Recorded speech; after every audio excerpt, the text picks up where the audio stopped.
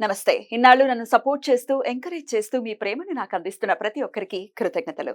అలాగే ఈ వీడియో కూడా ఖచ్చితంగా మీకు ఉపయోగపడుతుంది. లైక్, షేర్ అండ్ సబ్స్క్రైబ్ చేసి మీ సపోర్ట్‌ని నాకు అందించండి. అలాగే ఈ వీడియో పట్ల మీకున్న అభిప్రాయాన్ని కామెంట్ సెక్షన్‌లో కామెంట్ చేసి తెలియజేయండి. ఇప్పుడు వీడియోని చూద్దాం. జ్యోతిష్య శాస్త్రం ఒక అద్భుతం. వేదాంగమైన జ్యోతిష్య శాస్త్రం అనేటువంటిది మానవ జీవన గమనానికి ఒక వరం. జ్యోతిష్య శాస్త్రం నీ జీవితంలో వెలుగునింపే ఒక భాష.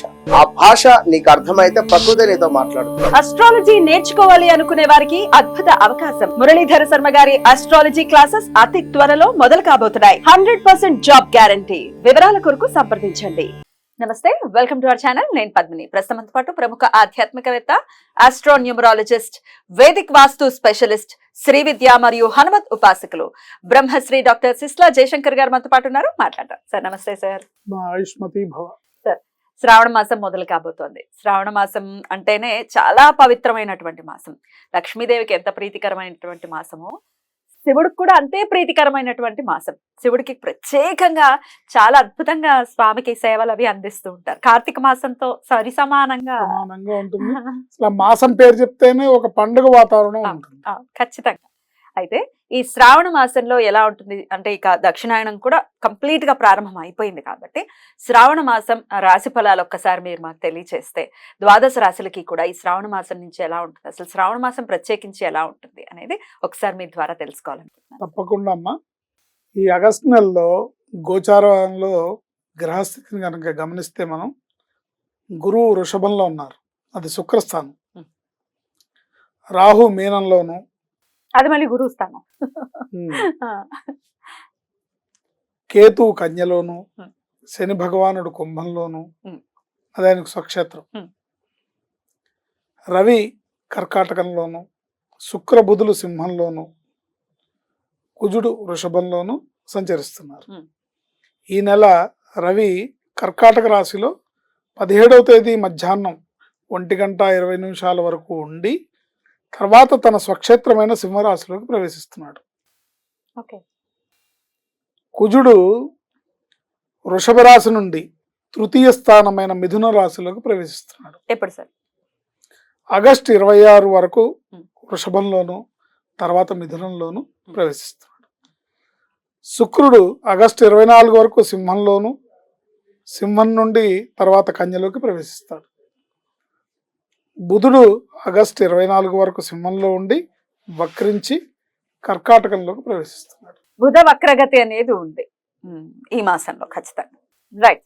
సో ఇది గోచార పరిస్థితులు, ఎక్కడెక్కడ ఏ గ్రహాలు ఉన్నాయని. సో వీటి రీత్యా డెఫినెట్ గా ఎట్లాంటి ఫలితాలు ఉన్నాయనేది మనం ద్వాదశ రాశులకి ఎలాంటి ఫలితాలు ఉన్నాయని చెప్పుకుందాం. సార్, ఇక శ్రావణ మాసం కాబట్టి ప్రత్యేకంగా ఈ ప్రశ్న అడుగుతున్నాను. ఖర్చులు ఖచ్చితంగా పెరిగే పరిస్థితి ఉంటుంది. అంటే ఆడవాళ్ళకి చీరలని, నగలని, ఇంకా పూజాది కార్యక్రమాలు ఖచ్చితంగా చేసుకుంటారు కాబట్టి ఒకంత పెరుగుతుంది కదా. అవన్నీ సరదాలండి, ఖర్చు పెట్టకపోతే ఎట్లా? పెట్టాలని, పెట్టద్దని అన్నట్లా. ఈ రోజుల్లో ఏమవుతుందంటే ఇలా ఖర్చు పెట్టకపోతే హాస్పిటల్స్ ఖర్చు అవుతుంది. ఇది బెటర్, ఆనందం ఉంటుంది కదా. ఆడపిల్లలు కాళ్ళకి పసుపులు పారాణులు రాసుకొని, కొత్త లంగా జాకెట్లు వేసుకొని, కొత్త బట్టలు కట్టుకొని, పట్టు బట్టలు కట్టుకొని, శ్రావణ మాసపు శోభే వేరు, చాలా అందంగా ఉంటుంది. అయితే ఏ స్త్రీకైనా శ్రావణ మాసంలో, ప్రత్యేకించి శ్రావణ మాసంలో అమ్మవారిని కొలుచుకోవాలి అని ఉంటుంది. ఒక్కొక్క ఇళ్లలో మనం చూస్తాం, భర్తలు అస్సలు సహకరించరు, బాధాకరం. ఏమండి మా భర్త చేయనివ్వరండి, మా భర్త కొనడండి, ఇట్లా రకరకాలు. కొంతమంది స్త్రీలేమో భర్తలను వేధించేస్తుంటారు, నాకు బంగారం కావాలి, వాళ్ళు నెక్లెస్లు కొనేసుకుంటారు, నాకు నెక్లెస్లు. ఇట్లా కాకుండా సమన్వయపరచుకోవాలి, సిచ్యువేషన్ బ్యాలెన్స్డ్ గా వెళ్ళటం అనేది మస్ట్. ఏదేమైనా శ్రావణ లక్ష్మి మీ ఇంట అడుగు పెట్టాలంటే ప్రధానంగా ఉండాల్సినది ఏంటంటే భార్యాభర్తల మధ్యలో సదవగాహన, ఒకళ్ళనొకళ్ళు అర్థం చేసుకోవాలి. ఆవిడ సరదాలు ఏంటి, ఆవిడ కావాల్సింది ఏంటో చూడాల్సిన బాధ్యత భర్త మీద ఉంటుంది. భర్త యొక్క ఆర్థిక స్థితిగతులు ఏంటో, ఆయన కెపాసిటీ ఏంటో, ఆయన ఎంతవరకు చేయగలుగుతాడో ఏమిటనేది ఈవిడ కూడా అర్థం చేసుకోవాలి. మీరిద్దరూ ఒకళ్ళనొకళ్ళు అర్థం చేసుకుంటే, మీ ఒక మాటలో చెప్పాలంటే మీరే ఒకళ్ళకి ఒకళ్ళు లక్ష్మి, ఆయనకి మీరు లక్ష్మి, మీకు ఆయన లక్ష్మి. కరెక్ట్. సో మీలో మీరు అండర్స్టాండింగ్ చేసుకున్న భార్యాభర్తల మధ్యలో ఉన్న సదవగానే లక్ష్మీదేవి రాకకు ప్రథమ సూచన అవుతుంది. ఎగ్జాక్ట్లీ సార్, నా పాయింట్ కూడా అదే. ఏదో రాశి ఫలాలు చెప్పేసాం, శ్రావణ మాసం సూపర్ గా ఉంటుంది అన్నారు. లేదు అంటే నీ నిత్య దైనందిన జీవితంలో నువ్వు చేసే తప్పుల వల్ల డెఫినెట్ గా లక్ష్మి అనుగ్రహించదు. అందువల్లనే దీని గురించి ప్రస్తావన చేయడం జరిగింది. మరి సింహరాశి వారికి శ్రావణ మాసం ఎలా ఉండబోతోంది సార్? వీళ్ళకి 4 గ్రహాలు యోగిస్తున్నాయమ్మా. సింహరాశి వారికి ముఖ్యంగా చూసుకుంటే ఏ నక్షత్రాల వాళ్ళు సింహరాశి కింద వస్తారంటే మఖా నక్షత్రం 1, 2, 3, 4 పాదాలు, పుబ్బా నక్షత్రం అంటే పూర్వ ఫల్గుని నక్షత్రం 1, 2, 3, 4 పాదాలు, ఉత్తర ఫల్గుని నక్షత్రం 1వ పాదం వాళ్ళు సింహరాశి కింద వస్తారు. వీరికి 4 గ్రహాలు యోగిస్తున్నాయి. శని, గురు, కుజ, శుక్ర. స్వక్షేత్రంలో శుక్రబుధులు, ద్వితీయంలో కేతువు, సప్తమంలో శనేశ్వరుడు, అష్టమంలో రాహు, దశమంలో గురుకుజులు, వ్యయంలో రవి. ఇది వీళ్ళ గ్రహస్థితి. వీరికి ఈ మాసంలో ఆర్థిక పరిస్థితి సామాన్యంగా ఉంటుంది, ఆరోగ్యం కూడా అంతంత మాత్రంగానే ఉంటుంది. వివాహ విషయంలో శుభవార్తలు వింటారు. వ్యాపారస్తులకి శుభ ఫలితాలు ఉంటాయి. దశమంలో కుజగురువుల సంచారం వలన పరిష్కారం కాని సమస్యలు పరిష్కరింపబడతాయి. మంచి మార్పులు చోటు చేసుకుంటాయి. అష్టమ రాహు, ద్వితీయ కేతువు వలన ప్రయాణాల్లో అప్రమత్తంగా ఉండాలి. డబ్బు లావాదేవీల్లో మెలకువగా ఉండాలి. కష్ట నష్టాలకు దూరంగా ఉండాలంటే శుభశకునాలు పాటించి కొన్ని ప్రమాదాల నుండి బయటపడవచ్చు. ఈ మాసంలో వీరు దక్షిణామూర్తిని ఆరాధించడం ద్వారా సత్ఫలితాలు పొందే అవకాశం ఉంటుంది. పొద్దున్నే లేవగానే దక్షిణామూర్తిని దర్శనం చేసుకోవడం, దక్షిణామూర్తి శ్లోకాన్ని నిరంతరం స్మరించుకోవడం, గురవే సర్వలోకానాం భిషజే భవరోగిణాం నిధయే సర్వవిద్యానాం శ్రీ దక్షిణామూర్తయే నమః. ఈ దక్షిణామూర్తిని ఆరాధించడం, దర్శించడం వీరికి ఉత్తమమైన ఫలితాలను ఇస్తుంది. ఆదివారం నాడు చేసే నవగ్రహ ప్రదక్షిణలు, ఆదివారం నాడు నవగ్రహ ప్రదక్షిణాలు చేయాలి వీళ్ళు. నానబెట్టిన గోవుకి పెట్టడం వలన విద్యలో ఆటంకాలు, ఉద్యోగ వ్యాపారాల్లో సమస్యలు, ఆరోగ్య సమస్యలు ఇబ్బంది పెట్టకుండా ముందుకు తీసుకువెళ్ళే అవకాశం ఉంటుంది. జనరల్గా ఏమవుతుంది, ఆరోగ్యం సమస్య వచ్చిందంటే కొంచెం తీవ్రంగానే ఇబ్బంది పెడుతుంది. అందుకని దక్షిణామూర్తిని ఆరాధించడం, ఆదివారం నాడు సూర్యుడికి ఎలాగో నమస్కారం చేయాలి.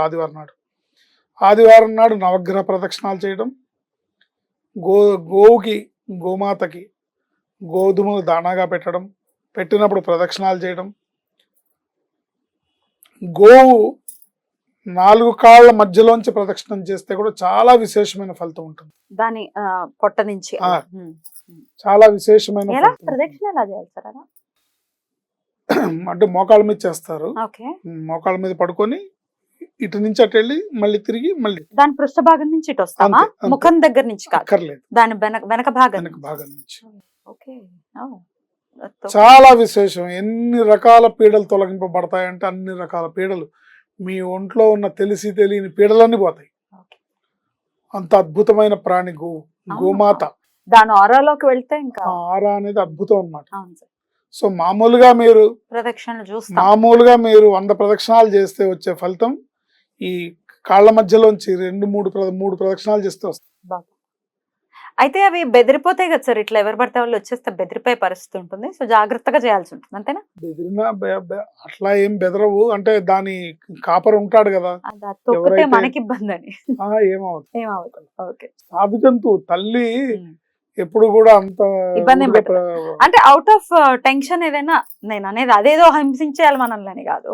అంటే ఇలా ప్రదక్షిణం చేస్తే చేయదగిన ఆవుల్ని అతను చూపిస్తాడు. దేశవాళీ ఆవు అతనికి, ఆ యజమానికి తెలుస్తుంది, ఆ గోవుల కాపరికి తెలుస్తుంది ఏది బెదురుతుంది, ఏది టెన్షన్ పడుతుంది, ఏది నిదానంగా ఉంటుంది, దేనికి అలవాటు అనేది ఉంటుంది. ముఖ్యంగా గోశాలల్లో అయితే వాళ్ళకి బాగా అలవాటు చేస్తుంది. ఇలా చేయడం వల్ల ఆదివారం నాడు నవగ్రహ ప్రదక్షిణాలు, నానబెట్టిన గోధుమల దాన లేకుండా చేయడం వల్ల, ఇలా గోవుకి ప్రదక్షిణం చేయడం వల్ల విద్యలో ఆటంకాలు దొరుకుతాయి, విద్యలో ఆటంకాలు వచ్చే అవకాశం ఉంది ఈ సింహరాశి వాళ్ళకి. Hmm. ఉద్యోగ వ్యాపారాల్లో సమస్యలు వచ్చే అవకాశం ఉంది, ఆరోగ్య సమస్యలు వచ్చే అవకాశం ఉంది. వీటి నుంచి బయటపడి ముందుకు వెళ్తారు. అద్భుతం సార్, చాలా బ్యూటిఫుల్ గా ఎక్స్ప్లెయిన్ చేశారు. డెఫినెట్ గా చెప్పినటువంటి పరిహారాలు చేసుకుంటూ ఈ శ్రావణ మాసం అంతా కూడా చాలా సంతోషకరంగా సింహరాశి వారికి వెళ్ళాలని మనస్ఫూర్తిగా కోరుకుంటూ ఇక నెక్స్ట్ ఎపిసోడ్ లో కన్యా రాశి గురించి మాట్లాడుకుందాం. Thank you sir. ఆయుష్మతి.